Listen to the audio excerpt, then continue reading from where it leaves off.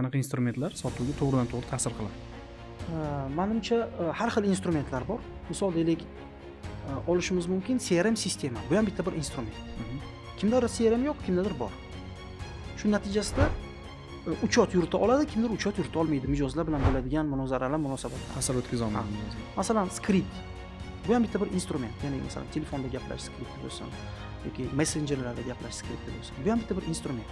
Kimdir o'zi bilgancha xayoliga kelgan narsani gapirsa, kimdir Yozilgan sxema bo'yicha gaplashadi. Ya'ni biladi qayerda nimani gaplash kerakligini. Bu ham bitta bir instrument bo'lishi. Masalan, texnikalar bor.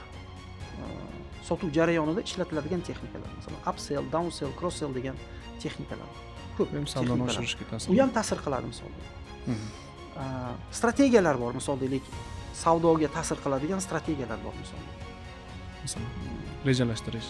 Agar konkurent strategiyasi bo'yicha aytadigan bo'lsak, masalan, differensiatsiya strategiyasi. Masalan, men yaqinda Amerikada bo'ldim. Amerikada Apple Store'ga kirdim.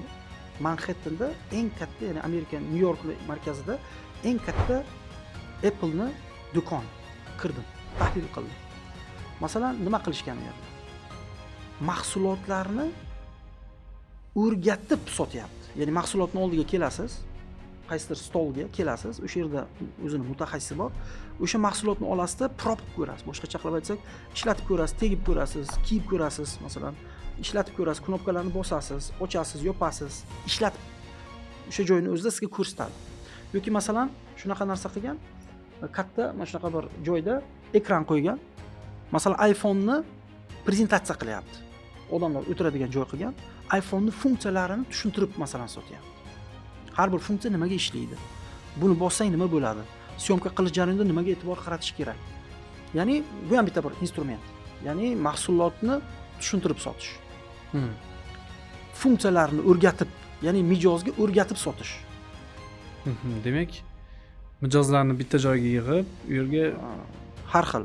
Qaysidir joyda yig'ib emas, qaysidir joyda yig'ib, qaysidir joyda prosta bitta-bitta klient keladi, bitta-bitta tushuntirib ko'rsatadi, o'rgatadi. Buni mana bunaqa bo'lsa, buni mana bunaqa qiladi, bunaqa qiladi. Savollarga javob beradi. Mahsulot haqida ma'lumotga ega bo'ldi, mahsulot yoqishni boshlaydi. Va xarid qilishiga sabab bo'ladi.